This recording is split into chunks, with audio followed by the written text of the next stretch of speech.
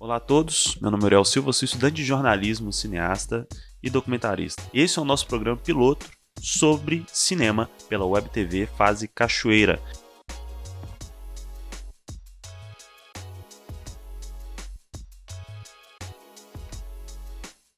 Hoje, em nosso programa, vamos conversar sobre o cinema negro. Nosso entrevistado é diretor, roteirista, fotógrafo e produtor, formado em artes cênicas, com ênfase em narrativas negras. Já trabalhou com grandes nomes do cinema nacional, como Luiz Carlos Bigode Lacerda e Neville de Almeida. Possui mais de 10 obras realizadas, entre curtas, documentários e séries já exibidas e debatidas em festivais nacionais e internacionais. Atualmente, dedica-se ao projeto Cinemas Possíveis, que investiga as diversas possibilidades de se fazer cinema. Seja muito bem-vindo, Lucas de Jesus. Tudo jóia, muito obrigado, Uriel. Primeiramente, agradecer a oportunidade de estar aqui trocando essa ideia com vocês, falando sobre cinema negro, enfim, trocando esse bate-papo maneiro sobre cinema e artes de modo geral. Muito obrigado, Lucas. Primeiramente, eu quero uma pergunta bem simples. Onde você começou a se interessar pelo cinema? Quando? Né? Então, por incrível que pareça, a minha primeira formação é ator. Eu sou ator já tem mais de 12 anos. E dentro do meu processo de formação de ator, surgiu a oportunidade de ir fazer faculdade de artes cênicas em Ouro Preto, Minas Gerais, na UFOP, né? E dentro do processo de graduação da UFOP, em que eu tive o primeiro contato com cinema, assim, o fazer mesmo, né? Estar dentro desse maquinário fazendo e produzindo cinema, foi dentro de uma oportunidade do Festival Cineop, que é um festival de cinema que acontece em Ouro Preto. Eu pude participar de uma oficina de realização em curta, que na época foi cedida pelo Luiz Carlos, o Bigode Lacerda, né? O famoso Bigode. E participar dessa experiência fazendo cinema na cara e na lata e na coragem e tipo na forma mais raiz possível, né? A gente pegava uma câmera e saía para a rua para poder fazer.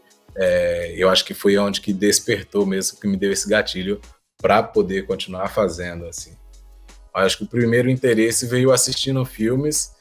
E aí, um filme em específico que também vai estar ligado diretamente aos diretores que me inspiram até hoje, que me inspiraram e me inspiram até hoje, que é o Spike Lee.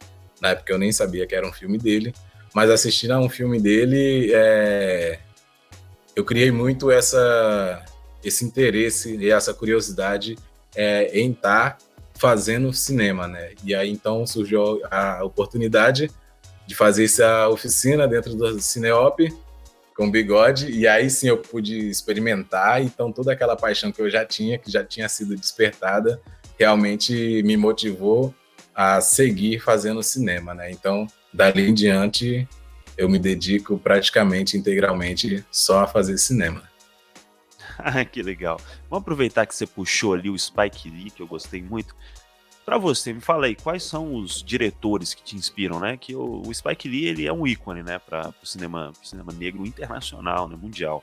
Mas, além dele, quais são os outros diretores que você gosta muito, que te inspiraram, né, a fazer cinema?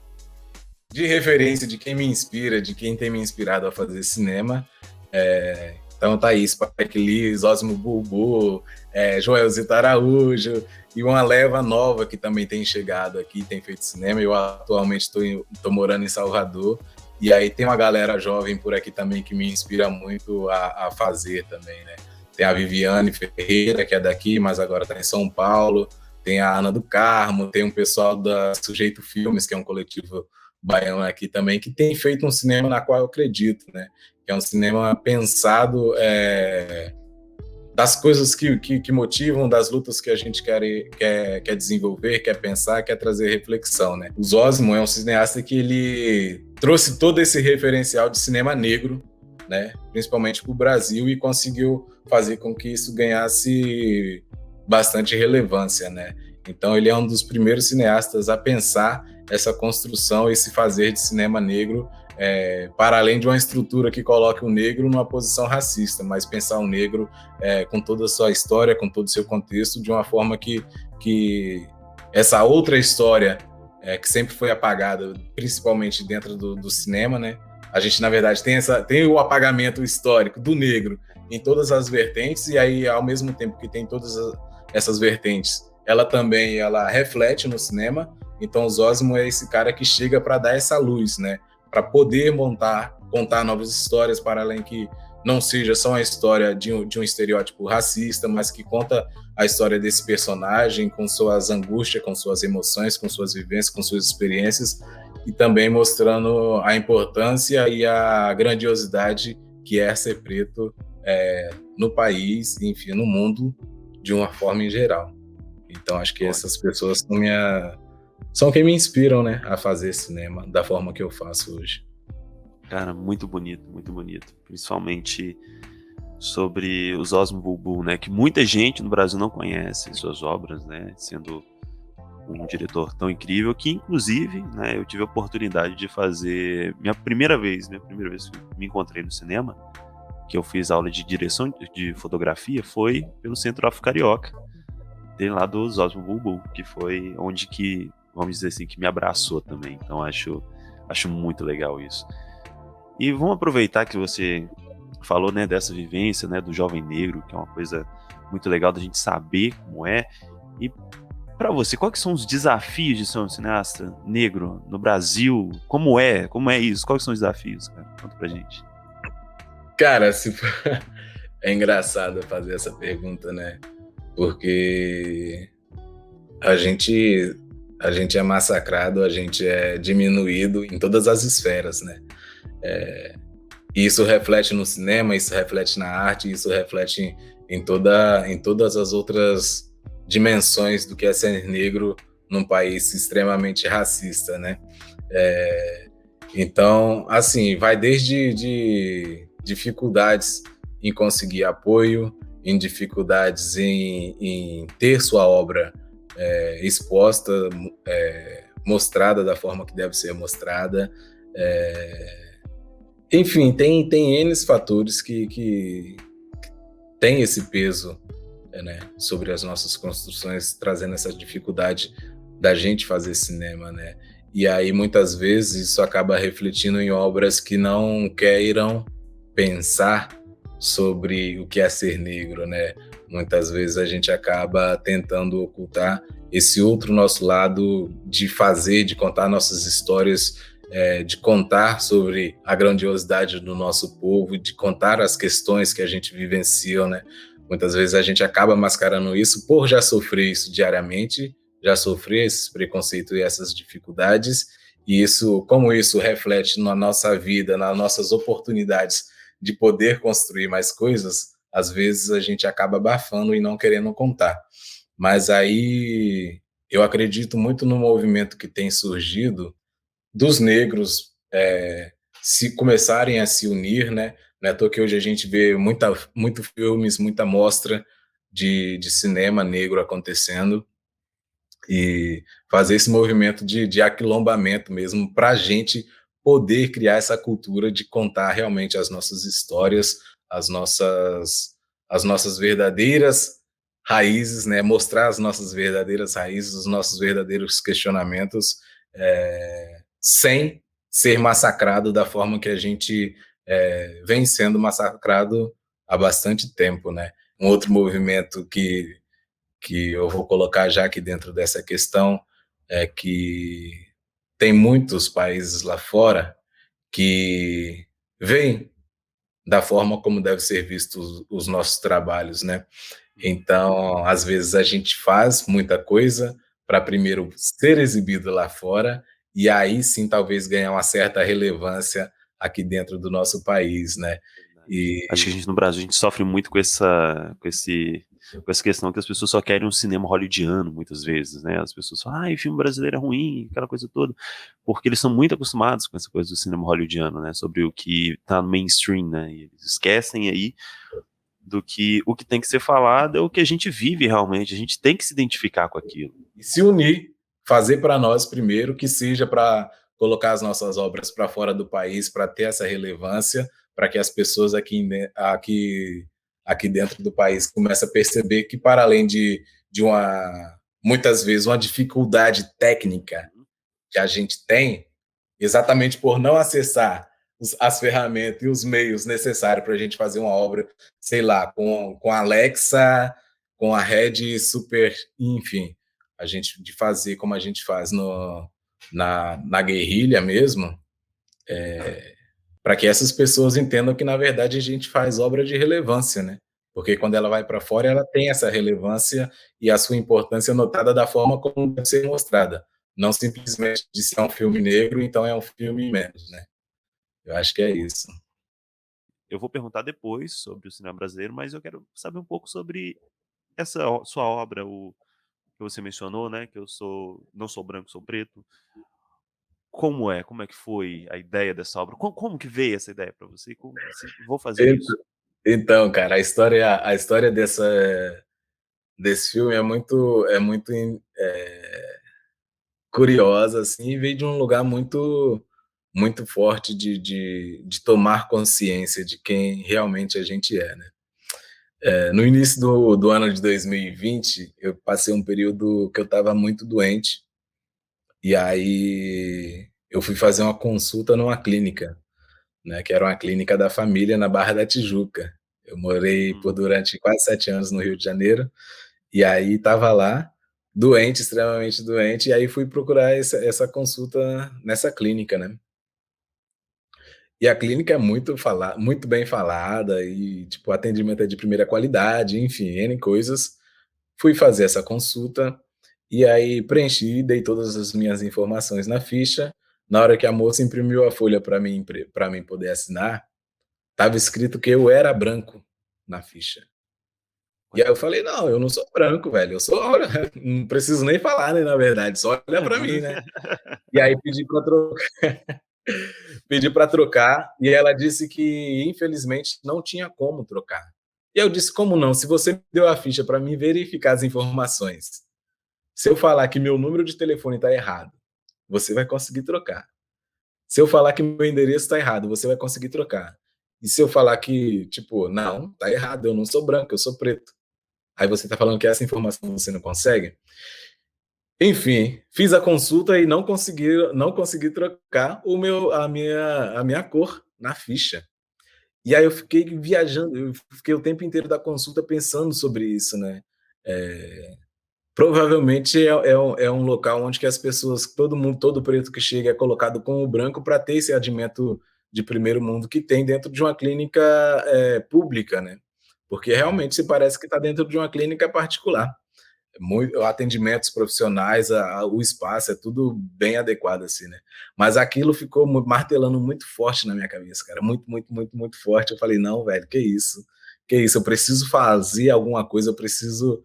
E só que é muito louco, porque eu não estava me aguentando ficar em pé direito. Eu morava num duplexzinho, pra você Uhum. ter ideia do quão mal eu estava, eu descia, tipo, 20 lances de degrau de escada nem isso, uns 17 degraus, assim, para ir para o primeiro piso. Eu chegava no primeiro piso cansadaço. Caramba. Só que, eu falei: "Não, eu preciso fazer alguma coisa". Na volta da consulta, eu parei numa papelaria, peguei umas tintas, comprei uns pincéis, e aí quando eu cheguei, eu fiz um vídeo a princípio, para falar sobre, que eu queria: "Não, vou fazer uma denúncia, quero falar, mandar no jornal", enfim, fiquei muito revoltado com aquilo. Eh, Só que aquilo não me coube, assim, eu falei: "Cara, eu preciso, é mais que isso, eu preciso fazer outra coisa". E aí eu liguei, tipo, eu estava com minha câmera, eu estava malzão, sozinho em casa, tipo, eu morava sozinho, ninguém, aí eu liguei minha câmera do celular, coloquei num tripé, afastei a cama para ficar num fundo todo branco, e aí vem essa experiência do Alma no Olho, dos Osmo Bubu, que eu tinha acabado de assistir, tipo, reassistir novamente, eu já tinha assistido, e aí tinha umas 3 semanas, mais ou menos, que eu tinha reassistido de novo, e aí eu fiquei muito martelando com aquilo na cabeça, e eu falei: "Pô, vou fazer alguma coisa, velho". E aí, simplesmente, foi aquele processo de expurgar, de comunicar de alguma forma, né? Mesmo com o corpo todo dolorido, tem uma parte que eu começo a girar, enfim, depois eu terminei bem malzão, assim. Mas foi esse processo, cara, de falar: "Cara, a gente não deve suportar isso, a gente não deve, permitir que isso aconteça, né? A gente tem que ter essa consciência de que somos pretos, né? E aí é um pouco disso que a obra tenta refletir também, né? De que não basta ser preto, né? A gente tem que tornar-se preto, né? De reconhecer, né? Que a gente vive numa sociedade onde as culturas do embranquecimento elas são impostas para cima da gente desde quando a gente nasce, né? Que aí a gente entende que não tem que ter um cabelo black porque é sujo, porque é feio. Então você tenta se lapidar de diversas formas, né? E a gente tem que ter essa consciência para parar e falar: não, velho. Se eu tiver meu black, é lindo, é maravilhoso desse jeito. Tem que entender que nós pretos, nós somos descendentes de reis e rainhas e que a gente tem muito poder, velho. A gente não deve ficar escondendo as nossas culturas, as nossas raízes dentro de uma cultura que nem é nossa, né? Porque é aí que mora o perigo, porque aí a gente começa a tentar ser algo que a gente não é, aí a gente fica doente, velho, porque a gente nunca vai conseguir ser, né? E aí foi muito, muito em cima disso que eu fiz essa obra, assim, pensando muito nisso, né? Não é, a gente tem que ter esse processo de se olhar, de se observar e de falar, cara, isso daqui não sou eu, né? Eu vivo esse um monte de construção que não sou eu. Então eu preciso me despir dessa outra coisa, dessa outra cultura que não é minha, me olhar e realmente entender, falar, pô, sou pretão, velho, e é isso, ó. Como eu sou belo, como eu sou bonito, como o meu cabelo fala, como minha voz fala, como o meu corpo fala, como todo esse processo fala, né? Então, esse processo de se reconhecer e encontro negro e tornar-se negro, né? Nas raízes mesmo, assim, para mim, foi o que marcou esse filme, assim. Então, é um pouco do que eu tento dizer e transmitir nesse filme, né? E termina com essa provocação mesmo, né?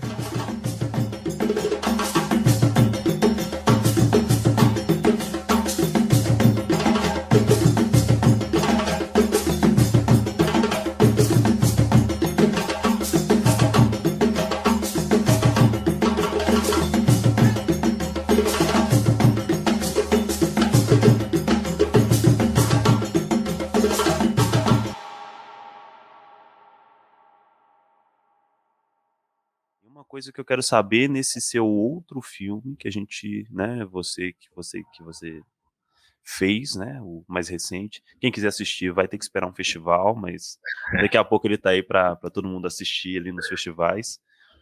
Que ele tem uma mensagem. O primeiro foi uma mensagem muito de afeto, né? Eu achei isso muito legal, né? Esse de você se amar. Sim. E o segundo, ele já tem uma mensagem um pouco diferente. Ele já tem uma mensagem um pouco mais para um outro lado aí, né? Que a Sim, gente tem que ficar observando bem. E qual que foi a ideia desse filme? Explica pra gente um pouco sobre ele ali, mas não dando muito spoiler, né? Porque a gente não pode ter spoiler. Quem quiser assistir vai ter que esperar um festival, mas fala aí pra gente como é que é esse filme aí. Quantos Mais, cara, que é esse outro filme que eu acabei de concluir agora, ele, ele fala. O roteiro ele foi escrito no ano passado, quando eclodiu o movimento do Black Lives Matter depois da morte do George Floyd, né? Uhum. E aí, enfim, para além disso, todas essas outras notícias de atrocidades que a polícia acomete aqui no Brasil também, principalmente sobre os corpos pretos, né? E aí eu fiquei martelando muito sobre isso, né? Eu já estava nesse processo de reclusão, porque quando deu o início da pandemia, e logo que eu estava nesse período de estar doente no início do ano, aí surgiu a pandemia, eu retornei para o Espírito Santo, para São Mateus, que é onde que eu sou natural de São Mateus, Espírito Santo. E aí já estava recluso com minha mãe, né? E eu fiquei martelando muito sobre isso também, e novamente a necessidade de querer dizer algo sobre isso, né? E aí surgiu esse filme, Quantos Mais, eu libero o trailer para vocês poderem passar aí de boa, para a galera ficar com a minha na boca, mas surgiu exatamente com essa necessidade e urgência de falar sobre a violência policial com os corpos pretos, né? E aí, enfim, aí roteirizei, e aí estava nessa angústia de querer fazer. Eu, no início desse ano, em fevereiro, era para mim poder ter ido para o México fazer uma especialização em cinema, né, na cidade do México, mas aí a pandemia não deixou que isso acontecesse, né? Então, antes de fevereiro, eu fiquei muito angustiado com isso. Eu falei, cara, eu quero fazer, quero fazer. E aí entrei em contato com um amigo meu, Heraldo de Deus, né, aqui de Salvador. E aí falei, cara, eu tô com um roteiro aqui e tal, eu preciso que esse roteiro seja feito, vamos fazer e tal. E aí a gente chegou nesse consenso de que se eu viesse para cá, ele tinha esse contato com essa galera de cá, né, como eu mencionei antes, a Sujeito Filme, Ouriçado Produções, que é uma galera que tem produzido conteúdo preto aqui também. Então ele já conhecia essa galera e ele falou, cara, se você vir para cá, a gente dá um jeito de fazer. E aí eu vim para cá, para Salvador, em novembro, e a gente produziu, assim, e a produção teve uma felicidade muito grande, porque eu acho que 99,7 é feito por pessoas pretas, totalmente pretas, assim. E a Nossa. gente pilhou muito nesse movimento. Então é um curta que conta a história de João, que é um garçom que, na verdade, é um sociólogo, está se formando em sociologia e trabalha como garçom para poder pagar a faculdade. E aí o sonho dele é montar um projeto social na comunidade onde que ele mora, para poder empoderar e dar consciência nas crianças de se protegerem, né, dessas violências e atrocidades que a gente sofre. E aí, em paralelo disso, ele tem um parceiro de trabalho dele chamado Miguel, que é preto, mas que sempre tenta diminuir as lutas dessas pessoas que querem mudar, né? Então ele fala que é mimimi, ele fala que se deixar as crianças mais empoderadas, as crianças vão ficarem mais frescas, enfim, ele vem com todo esse discurso contrário, né, a essa luta, né, para mostrar esses dois paralelos de uma pessoa que luta, mas que ao mesmo tempo tem essas pessoas que negam a própria luta do movimento preto, né? E aí, enfim, o João. Aí é spoiler, não sei, mas o João acaba sendo morto.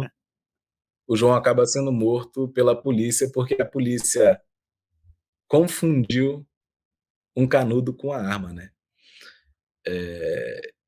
E essa é uma história real, né? Essa é uma história real e a gente vivencia direto, né? Confundiu com a arma, aí confunde com arma, confunde com ferramenta de trabalho de pedreiro, confunde com qualquer coisa, né? E aí essa é uma realidade que a gente vive, assim, né? Então, o Quantos Mais é essa história, assim, né? Que dá uma luz sobre essa violência que a gente sofre diariamente, né? É um filme forte e extremamente necessário, né? Mas ele não é que ele é forte, ele é leve até certo ponto. E no momento que ele tem que ser forte, ele é forte. É uma coisa que a gente tem que falar, né, cara? A gente tem que falar sobre isso. A gente não pode ignorar, né? Diversas Uhum. coisas que estão acontecendo, a gente não pode ignorar, a gente não pode simplesmente falar uma historinha ali de amor e tal, sendo que tem uma pessoa, tem muitas pessoas, não só uma, mas diversas pessoas sofrendo, cara. E você tem que falar sobre isso enquanto é necessário falar sobre isso. Quando a gente puder, a gente pode fazer história de amor também. É muito louco você falar isso, porque quando eu apresentei o roteiro para a equipe, a galera falou assim: pô, eu não gostei do filme, mano. Terminou assim, cara. Não Sim. gostei, pô. Veio com essa mesma coisa assim. Eu falei, mas, mano, óbvio que eu faço também, mas é exatamente isso. Isso é a realidade, mano. Você pegar aqui. Quem de vocês não conhece uma história dessa forma? Que teve, né? Que teve seus sonhos, que teve rompido de uma forma abrupta, assim, né? É a realidade, velho. Acontece com gente toda hora. Né? E aí, depois de explicar e depois de fazer esse processo, por isso que é necessário falar, né? Porque o cinema é uma ferramenta poderosíssima para a gente trazer as nossas reflexões acerca disso, né? Então, como que eu vou trazer uma reflexão? Óbvio que traz também, né? Mas no meu ponto de vista das coisas que eu faço, como que eu trago uma reflexão mostrando uma coisa que talvez não seja real, né? Uma reflexão mais afunda, mais profunda, né? Porque é óbvio que eu posso mostrar, por exemplo, assim como a gente viu Pantera Negra, entender, e todo mundo entendeu aquele movimento de que a gente pode ser herói, podemos ser heróis, podemos ser esse corpo de representatividade, né, em outra esfera, né. Mas para além disso, como eu tento dialogar diretamente com a minha realidade que eu vivo, eu falo, velho, isso é o que acontece todos os dias, mano. A gente tem a nossa história interrompida todos os dias. Mostrar a forma como isso acontece é como pegar o espectador, dar um tapa na cara dele e falar bem assim, mano, é isso, não tem mimimi, não tem outro caminho, velho. É isso que acontece todos os dias. E aí a pergunta do filme é exatamente essa. Quantos mais terão que morrer para você perceber que eles estão nos matando? Quantos mais, né? Ou a gente só vê, tapa os olhos, fingiu que nada acontece, né? A gente precisa despertar para isso, né? Que a gente está sendo morto a cada minuto. E aí, eu que ainda não morri, como que eu tenho consciência dessa trajetória, dessa minha luta, e como que eu toco minha caminhada daqui para frente, pensando que a cada minuto um da gente está sendo morto, né? E então é em cima dessa reflexão também, né? Para essas pessoas pretas, qual que é a sua mensagem para elas que têm esse sonho de trabalhar com cinema, né? Para continuar essa luta? Cara, foi bom você perguntar isso, porque em 2017 eu estava fazendo a cobertura do Festival de Cinema Negro Zósimo Bubu. E aí eu tive a oportunidade de entrevistar o Joelzito. Sim. E aí, a minha dica, a minha mensagem para as outras pessoas é a mesma mensagem que o Joelzito me deu no ano de 2017, que eu carrego para minha vida. Assim.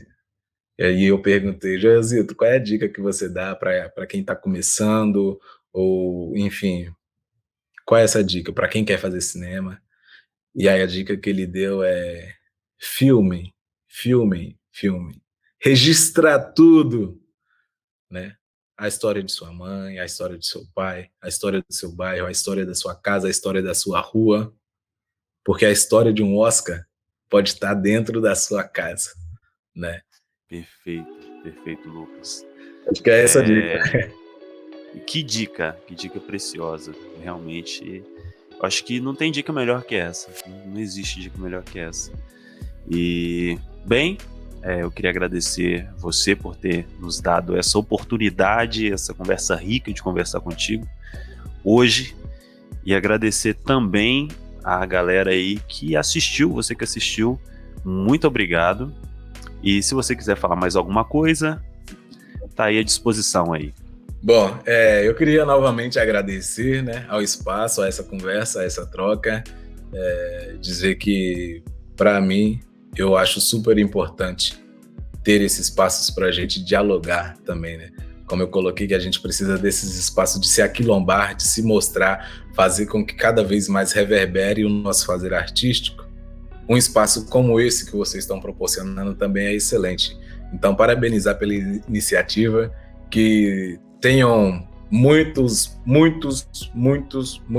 outros programas como esse, e, enfim, que é só para registrar a importância de ter esse espaço que vocês estão dando para a gente poder dialogar sobre os nossos trabalhos, sobre os nossos processos, já é de suma importância. Então, agradecer muito a essa troca e parabenizar pelo programa de vocês, tá bom? Obrigadão. Valeu, Lucas. Muito obrigado a você que assistiu. E esse foi o programa piloto. E a gente espera que tenha muitos outros. E com outros diversos diretores aí do cinema brasileiro, do cinema negro, do cinema nacional, do cinema mineiro, para a gente conversar aqui e falar sobre o mais importante, o cinema e a visão deles para todo mundo. Muito obrigado.